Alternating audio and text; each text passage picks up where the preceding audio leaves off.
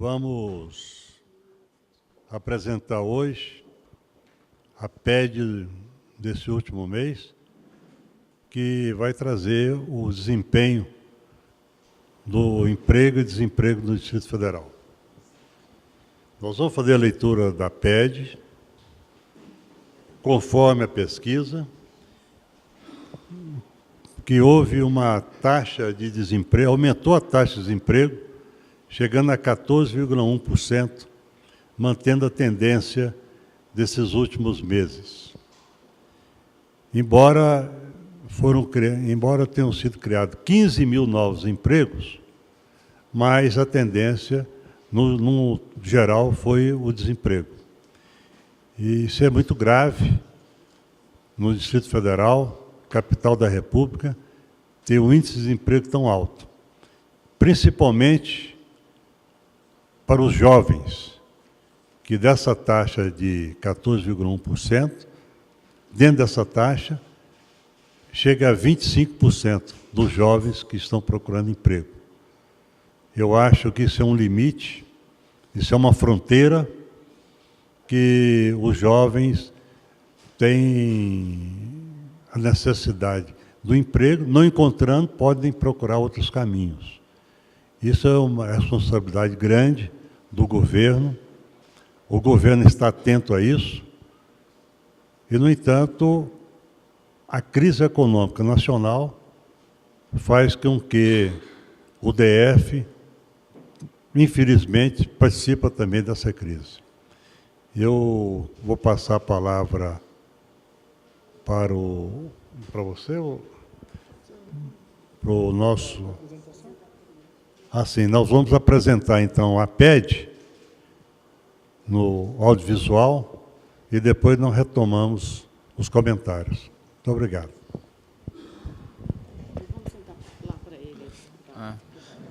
Bom dia a todos e a todas. Eu me chamo Tiago, eu sou economista do Diese, né?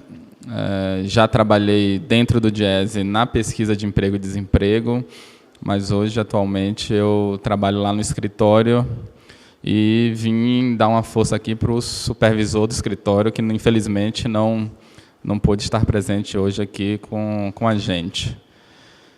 Enfim, para mim é bom também porque eu retomo contato com a pesquisa.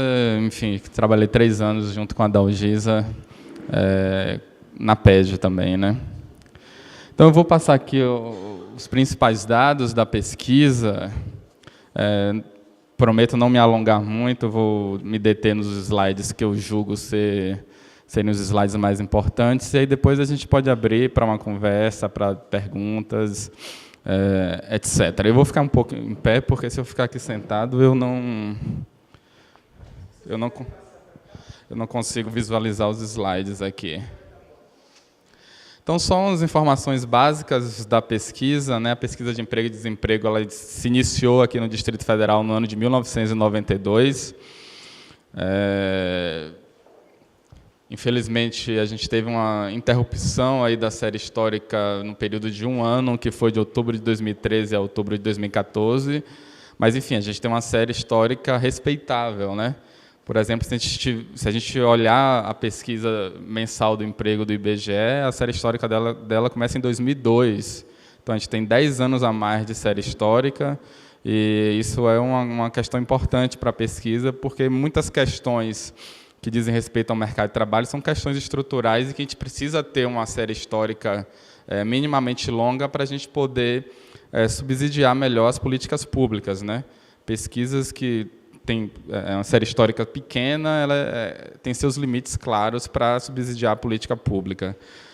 Então, a metodologia ela foi concebida pela Fundação SEAD e pelo Diese, né, e permite fazer análises comparativas dessas regiões metropolitanas, né, Porto Alegre, São Paulo, Recife, Fortaleza e Salvador. Aqui no DF, a pesquisa ela é realizada em parceria com a Secretaria do Trabalho, a Codeplan e o Diese. A nossa amostra mensal se aproxima de 3.000 domicílios, e a apresentação que a gente vai fazer aqui, ela ela tem uma parte de médio prazo e tem uma parte mais de curto prazo, que é uma parte de conjuntura. Então, a gente vai apresentar do médio prazo os dados dos últimos 5 anos e do curto prazo a gente vai analisar os últimos 4 meses. Então, esse é um roteirinho básico que, dos pontos que eu vou destacar aqui. Alguns eu vou falar um pouco mais rápido, outros eu me detenho um pouco mais, mas, enfim, vamos passar de alguma forma por esses pontos aí. Então, o primeiro gráfico ele mostra a evolução da população economicamente ativa, dos ocupados, desempregados e inativos. E o que é importante destacar aqui nesse gráfico, ao meu ver? E aí a gente está comparando abril de 2013 e abril de 2014. Infelizmente, a gente teve uma interrupção da pesquisa, a gente não tem os dados ali de 2013. Então, a gente está comparando o mesmo mês de 2013 e de 2015. O que é que a gente percebe? Houve, sim, criação de postos de trabalho nesse intervalo de tempo, entre abril de 2013 e abril de 2005. Vocês percebem pela linha laranja ali.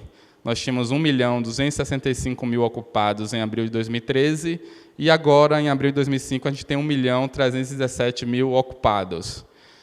No entanto, o número de postos de trabalho criados foi insuficiente para absorver o número de pessoas que entraram na população economicamente ativa, o que significa que aumentou o número de pessoas desempregadas. Esse é um ponto importante para a gente analisar a taxa de desemprego. Não necessariamente no mês, quando você gera postos de trabalho, significa que houve uma redução da taxa de desemprego. Não. A taxa de desemprego é uma relação entre número de desempregados no numerador e população economicamente ativa no denominador. Então, a depender do comportamento do numerador do denominador, a taxa de desemprego pode subir ou pode cair. Como foi nesse caso de abril, que houve, sim, geração de postos de trabalho, mas a taxa de desemprego aumentou. Por quê? O número de postos de trabalho criado não foi suficiente para absorver a quantidade de pessoas que ingressaram no mercado de trabalho, sejam elas jovens, sejam idosos, sejam mulheres, enfim. Por vários motivos, as pessoas começaram a pressionar mais esse mercado de trabalho, e isso fez com que a taxa de desemprego aumentasse, como a gente vai ver no próximo gráfico. Hoje, estima-se que 215.000 pessoas estejam desempregadas no Distrito Federal. Aqui é a mesma lógica, só que olhando a questão da conjuntura. A gente sempre vai estar fazendo isso, médio prazo, conjuntura, médio prazo, conjuntura. Nos últimos meses, né, enfim, ao longo desse ano, a gente tem a evolução da PEA dos ocupados, desempregados e inativos, e a mesma análise que eu fiz do gráfico anterior vale para esse gráfico também. Entre março e abril foram gerados 15.000 postos de trabalho. No entanto, ingressaram neste mercado de trabalho 32.000 pessoas, ou seja, o número de postos de trabalho foi insuficiente para absorver a quantidade de pessoas que procuraram emprego. Isso fez com que o número de desempregados fosse acrescido de 17.000 pessoas e saltasse de 198.000 em março para 215.000 em abril. E aí a taxa de desemprego, como já foi falado aqui, né?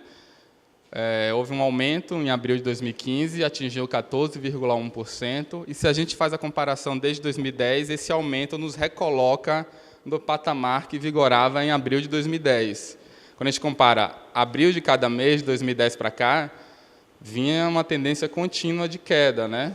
Que foi interrompida agora, a gente não tem 14, lembrando, e essa interrupção significou a gente retornar a um patamar que vigorava em abril de 2010.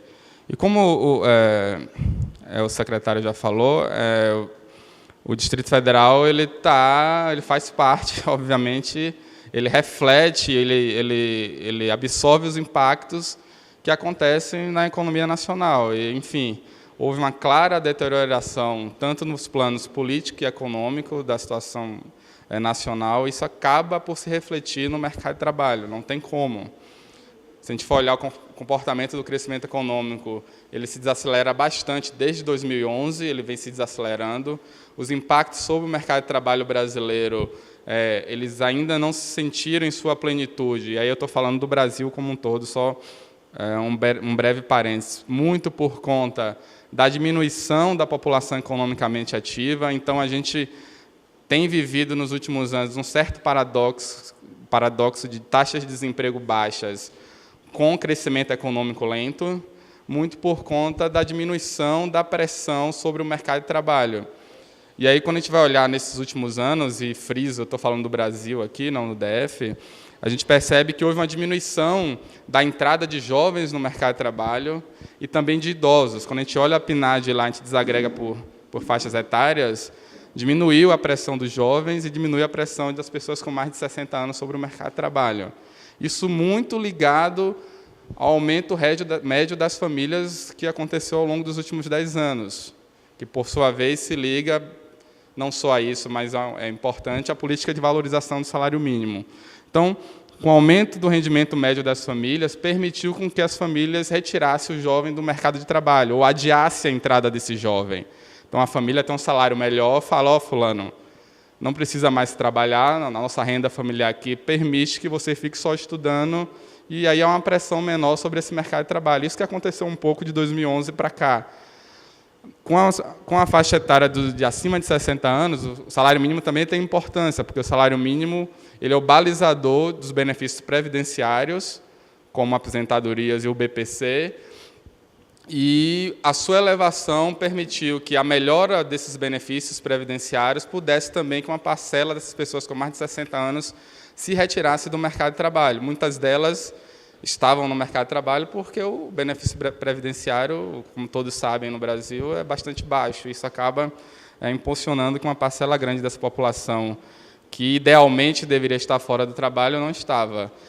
Então, o que é que acontece? Se você tem uma deterioração expressiva de variáveis econômicas e políticas, você faz com que as pessoas tendam a retornar para o mercado de trabalho. E, ao retornar, o ritmo de criação de postos de trabalho já não vem sendo tão expressivo como no período de 2004 até 2010, 2011, e aí a tendência é que a taxa de desemprego se eleve, e, infelizmente, é isso que está acontecendo, e isso não é exclusividade do Distrito Federal, como mostra a pesquisa, né?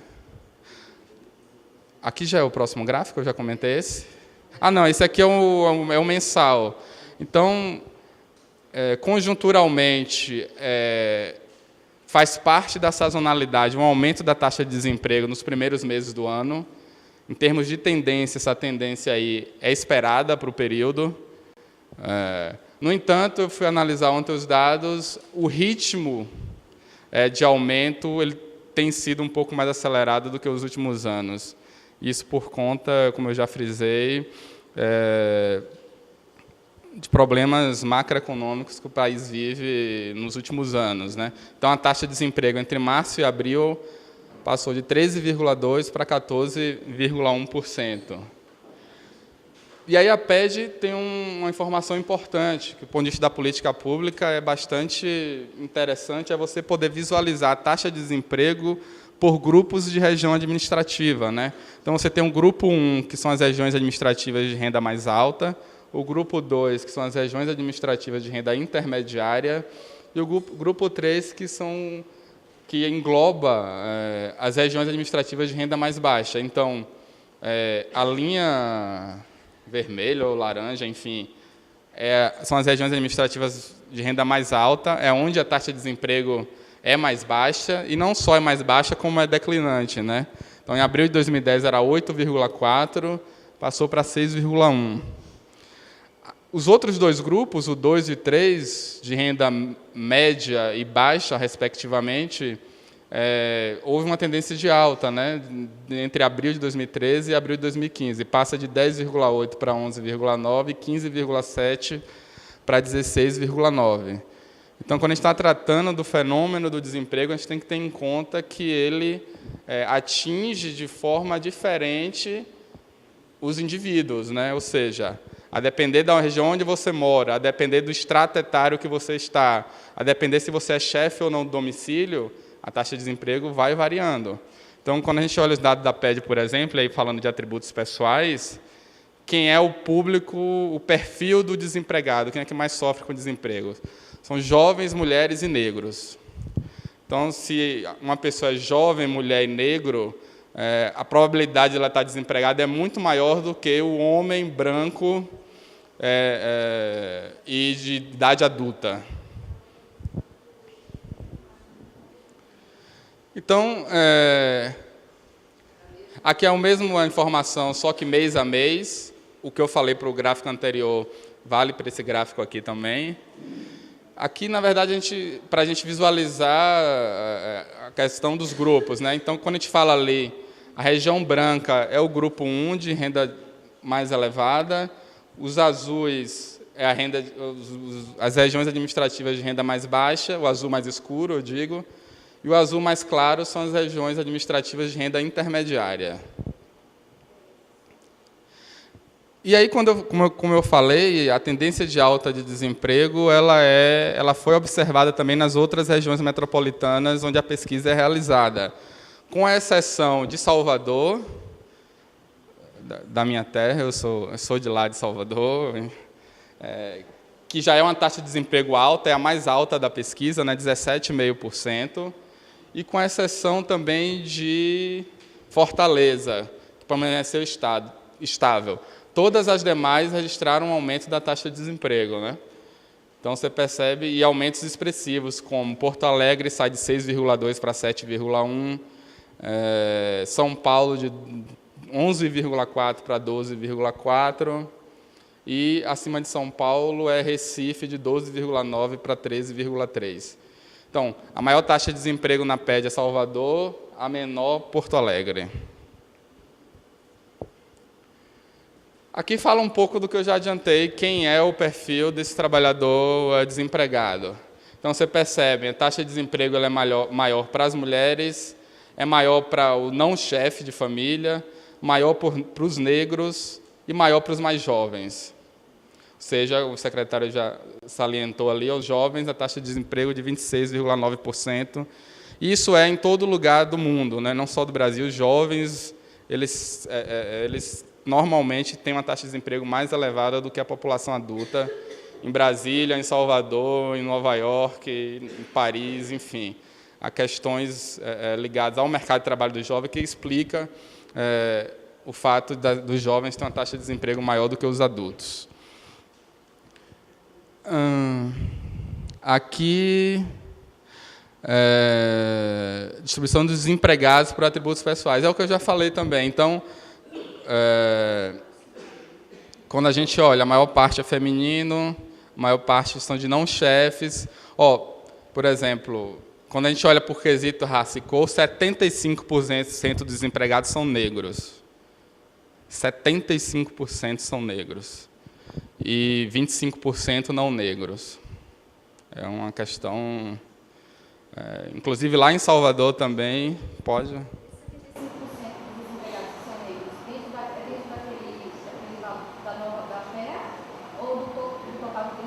Do total de desempregados, 215 mil, não é isso? Você pega os 215 mil desempregados, distribui eles pelo quesito raça-cor. Aí você vai ter 75% desses desempregados são negros, que englobam os pardos, e 25% são não negros dos 215 mil desempregados, né? Aqui é uma questão mais estrutural de como se organiza o nosso mercado de trabalho. Como vocês bem sabem, o nosso mercado de trabalho ele é basicamente um mercado de trabalho sustentado pelo setor de serviços, né? A indústria aqui no Distrito Federal tem um peso pequeno de absorção de mão de obra. Então, nessa gráfico de pizza aqui, essa parcela azul aqui é os serviços, né? Exceto a administração pública, e a administração pública é 15%, enquanto a fatia cinza ali, 19%, é o comércio. Então, se soma 57, 15 e 19, você vai dar o quê? 90% do mercado de trabalho do Distrito Federal é serviços. Indústria de transformação, apenas 4%, e construção civil, 6%. Então, aqui é o nível de ocupação segundo setor de atividade. Então, como eu já falei, houve sim geração de postos de trabalho quando a gente analisa o mês de abril de 2015, aqui é com relação ao mês anterior, né? Isso, com relação ao mês anterior. Então, foram gerados 15 mil postos de trabalho. Quais foram os setores que geraram esses 15 mil postos de trabalho? Foram 7 mil na construção, 7 mil no comércio, 3 mil na administração pública e 4 mil nos serviços, obviamente, exceto a administração pública. A indústria de transformação, ela teve uma geração líquida negativa de postos de trabalho. Ela desempregou, na verdade, 3 mil postos, ela fechou 3 mil postos de trabalho, o que dá os 15 mil ali em termos absolutos. A linha de baixo é a variação relativa em termos percentuais, e essas informações elas estão plotadas aqui no gráfico abaixo. Então, aqui o que a gente acontece? Como eu já falei, um mercado de trabalho que é sustentado basicamente pelo setor de serviços e que tem um peso grande do setor público. Eu estava olhando ontem, por exemplo, qual era o peso do setor público lá na PED de São Paulo, de algo em torno de 11,5%, só para a gente ter um parâmetro. Na região metropolitana de São Paulo, o peso do setor público é 11,5%, aqui é 24%. Um quarto dos ocupados estão no setor público. Se a gente liga aí se a gente faz uma ligação com uma parcela grande da atividade econômica gira em torno do setor público, através do efeito renda de postos de trabalho gerados, o peso do setor público é bastante expressivo aqui no Distrito Federal. Então, o que eu falei um pouco, o setor privado ampliou a geração de postos de trabalho entre abril de 2013 e abril de 2015, a linha azul. O setor público também, mas num ritmo mais lento. Os trabalhadores autônomos também aumentou, que é o cara que exerce sua atividade de forma independente e não de forma subordinada, assalariada. E os empregados domésticos, embora tenham mantido a sua participação relativa em torno de 7%, aumentou em termos absolutos. O próximo gráfico eu creio que seja o mesmo, só que mês a mês, não é isso? Não. Aqui a gente olha, e aqui é um dado importante, que eu acho que é um dado positivo. Ou seja, a gente gerou postos de trabalho e os postos de trabalho com carteira assinada, ele continua crescendo desde 2010. Isso é uma tendência importante. Muitos de vocês devem lembrar aqui como era nos anos 90, né?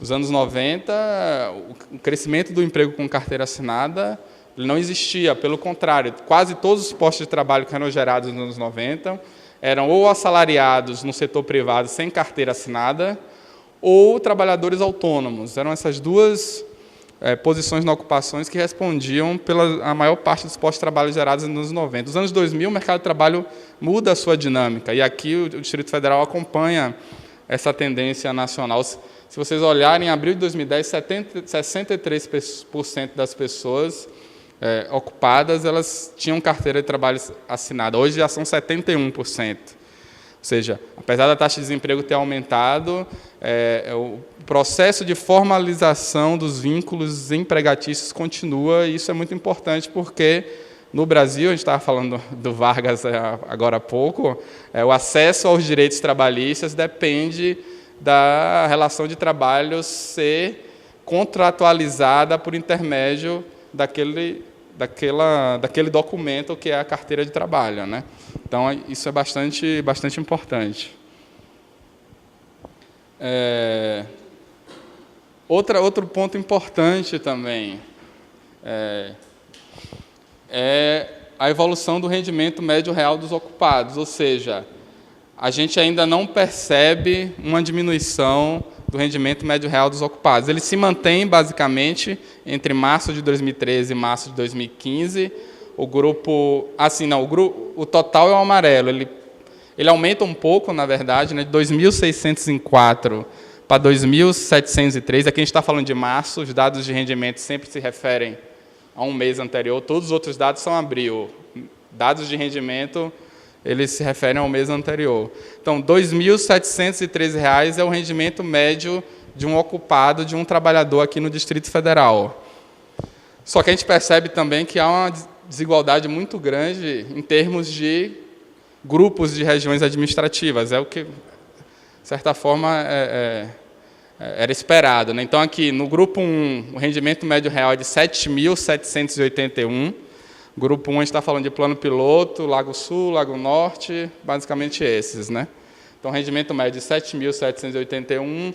Grupo 2, o rendimento médio, que é o intermediário, 3.106, e o grupo 3, 2.703. Mas o importante é que todos eles com tendência de alta, um mais intensa, outra mais comedida, mas com tendência de alta. Interessante. Então, o que a Dalgisa procurou destacar é que o rendimento médio real dos trabalhadores que residem nas regiões administrativas mais pobres de Brasília, ainda assim é superior do que o rendimento médio real, por exemplo, da região metropolitana de São Paulo.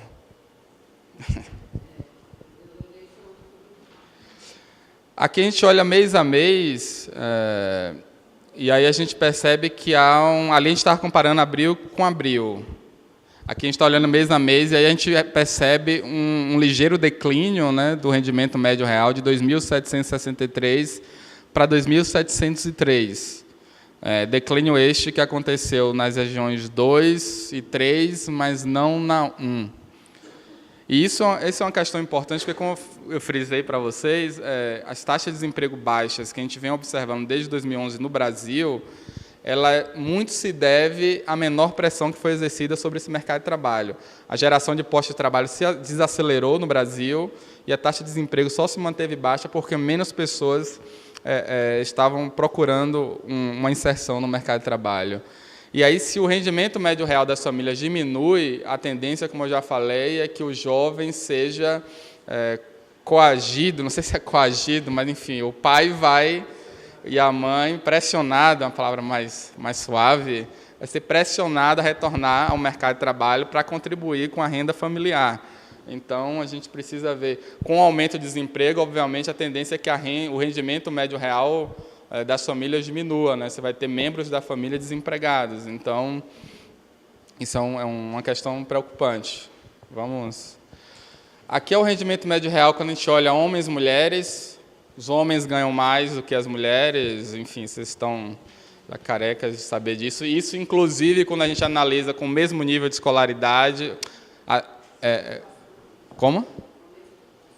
Quando a gente olha com o mesmo nível de escolaridade, mesma ocupação, os homens têm rendimentos maiores do que as mulheres.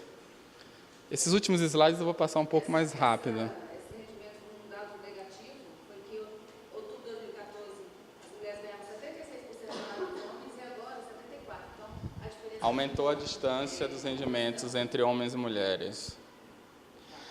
Quando a gente olha entre chefe de família e não chefes, os chefes ganham mais do que os não chefes, e essa relação se mantém mais ou menos estável. Negros e não negros. Os negros, eles ganham menos do que os não negros. Em fevereiro de 2015, por exemplo, cadê? Não, negros, isso. Em março de 2015, por exemplo, um trabalhador negro ganhava cerca de 2/3 de um trabalhador não negro. Acho que... Bom, aqui algumas coisas eu já pontuei. Eu acho que não vale a pena a gente falar nessas questões novamente. Enfim, acho que aqui é uma espécie de um resumo, né, do que eu já falei. Se vocês quiserem ler depois com calma, vocês leem.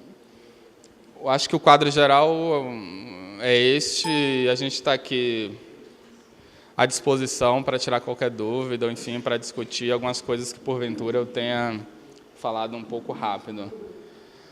Agradeço pela atenção e estamos aqui à disposição.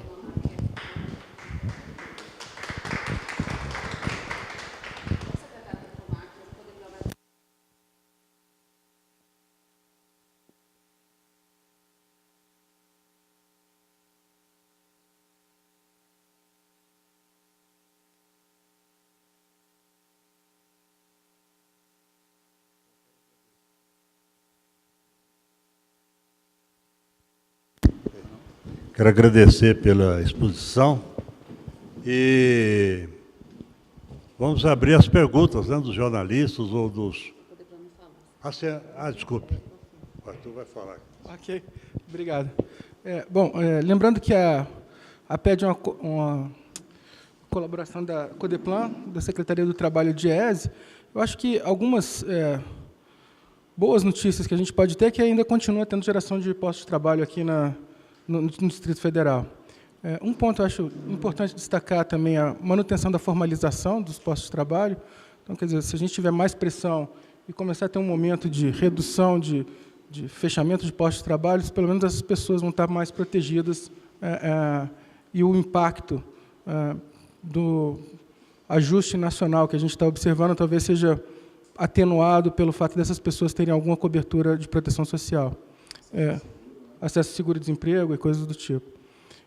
Acho que um outro ponto também que foi destacado na apresentação, que é importante a gente lembrar, é que esse impacto do desemprego em nível nacional, ele é distribuído de forma desigual no Distrito Federal, né? Existem grupos que, como no plano piloto, onde se sentiu muito pouco, teve até uma diminuição do desemprego, e grupos onde a gente observa um aumento muito grande da taxa de desemprego nas regiões menos favorecidas. Um outro aspecto eu acho interessante da gente lembrar que o impacto também pesou mais sobre mulheres, né? Negros, jovens, mas também tem um ponto que eu acho que a gente deve lembrar, que aumentou um pouco o desemprego entre chefes de famílias, o que também pode ter pressionado o aumento de pessoas procurando emprego. Bom, eu acho que eram esses comentários, acho que passaria a palavra ao secretário e abriria depois para perguntas, né? Muito obrigado.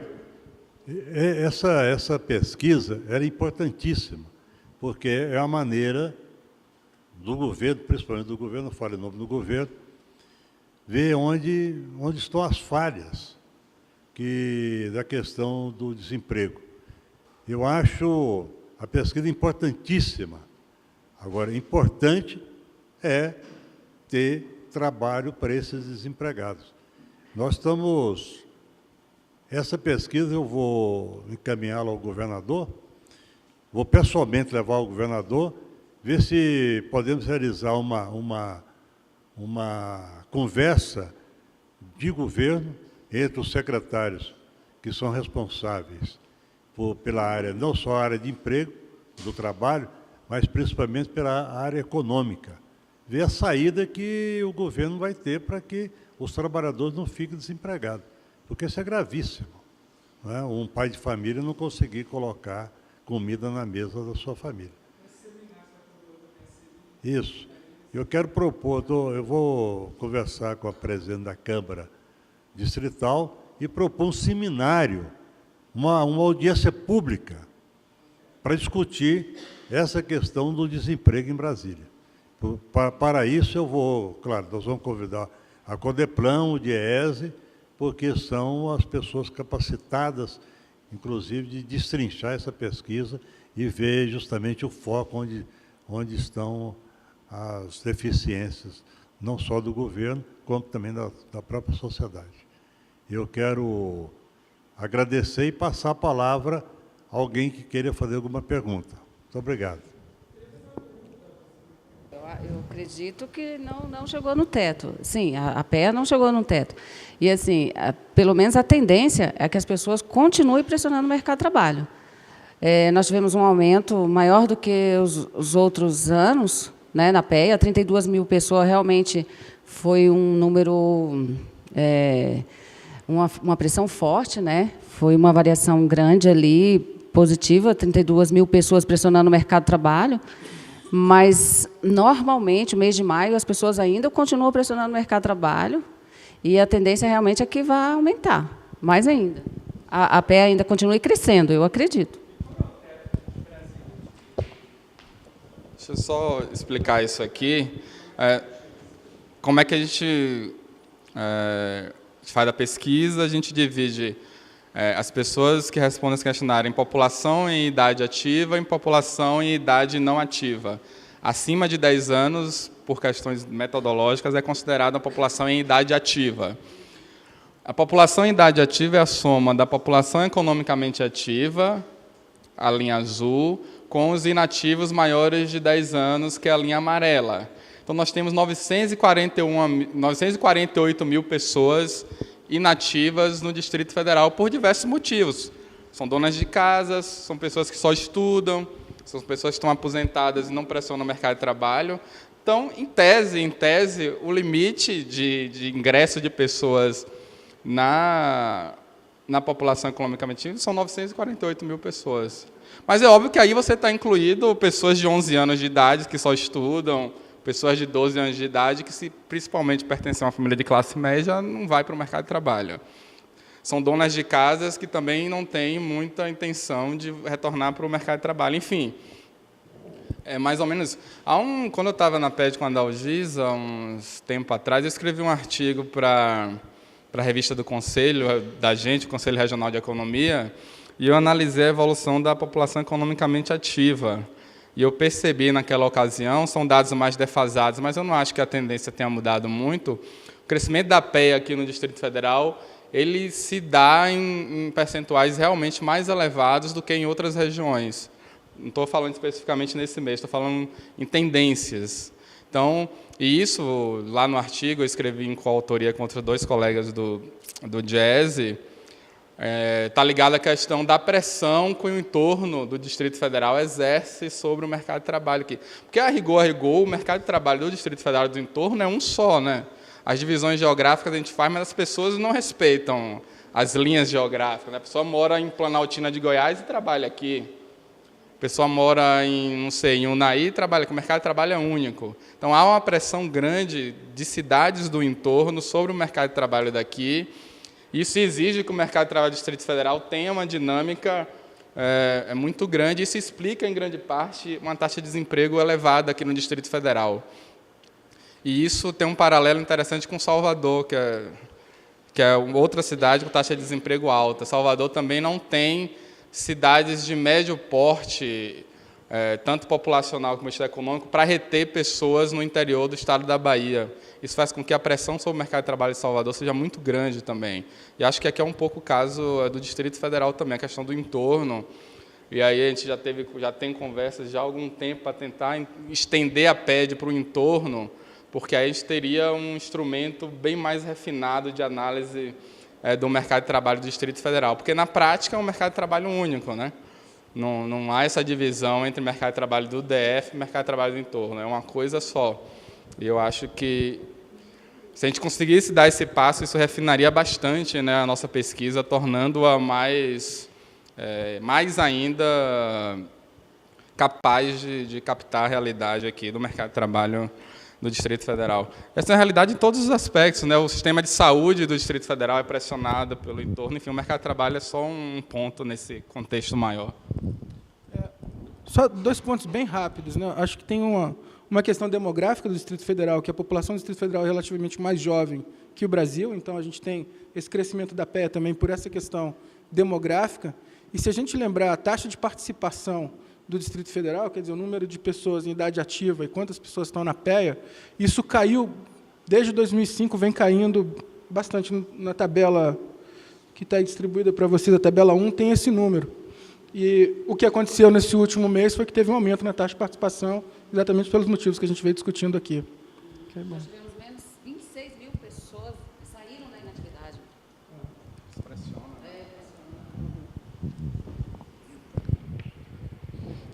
Bem, primeiro, cumprimento ao Tiago pela apresentação. E sempre que eu vejo a PED, eu me preocupo com o que fazem os desempregados. Porque constantemente, desde 92, que eu examino, os desempregados sempre estão acima de 100 mil. E agora estão acima de 200 mil. Aí eu perguntaria para o Tiago, que está, então, para a Dalgisa, se há alguma possibilidade de verificar se há uma influência entre desemprego e lugar geográfico de residência. Você falou do entorno, que nós na Codeplan já reputamos que é a área metropolitana, e aí eu perguntaria se, por exemplo, quem emprega mais porque está mais próximo, quer dizer, o emprego mais próximo da residência ou não, quer dizer, se a geografia, né, já que o grupo 3 é o grupo das cidades mais distantes, né, talvez inclua, se a gente fosse fazer a mesma PED nos 12 municípios da área metropolitana, você teria uma coisa assim. Porque, por exemplo, Águas Lindas parece que tem mais de 60 mil pessoas trabalhando no plano piloto. Então, quer dizer, há uma dependência grande, porque também os empregos são muito centralizados, e há uma dispersão, talvez, que atinja mais os desempregados em áreas mais remotas, né, do que estão mais próximos do emprego. Perguntaria se tem uma correlação entre essas duas variáveis.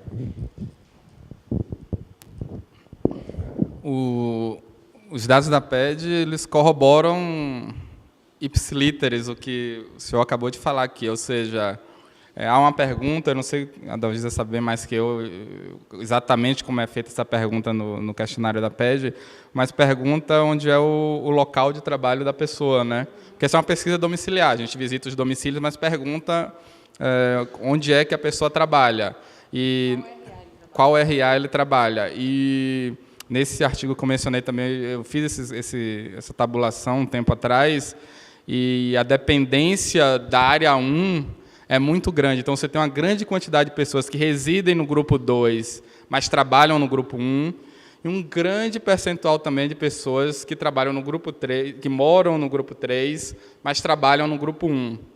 Então, há uma grande dependência, a gente tem uma concentração dos postos de trabalho aqui no plano piloto, basicamente. Isso tem implicações importantes em uma questão que a gente está discutindo aqui, a questão do transporte, por exemplo. Então, se a pessoa mora no grupo 3 e trabalha no grupo 1, ela tem que se deslocar todo dia. Isso impacta bem-estar de trabalhadores, produtividade do trabalho. Isso, enfim, traz transtornos não desprezíveis para a cidade, né? Mas é exatamente isso. A maior parte dos desempregados eles residem no grupo 3 e no grupo 2. E dos ocupados, uma grande parcela, uma parcela muito grande, mora no 2 e trabalha no 1, mora no 3 e trabalha no 1. O inverso é bem pouco representativo, a pessoa morar no 1 e trabalhar no 2, ou morar no 1 e trabalhar no 3, é bem pouco. Eu não tenho os números de cabeça, mas, em geral, é essa a dinâmica geográfica, digamos assim.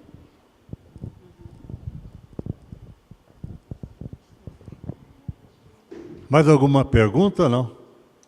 Bom, querem falar mais alguma coisa? Não. Bom, então eu quero agradecer a todos, principalmente Diese, a Codeplan e os companheiros, por esse ato agora da pesquisa e fazer força o possível para que a próxima essa taxa diminua, não é verdade? Porque senão a gente vai num crescimento sem fim. Tá? Muito obrigado a todos. E hoje mesmo eu vou tentar falar com o governador e vou falar com a presidente da Câmara Distrital, Serina, para que possamos tomar alguma atitude a respeito disso. Tá? Muito obrigado.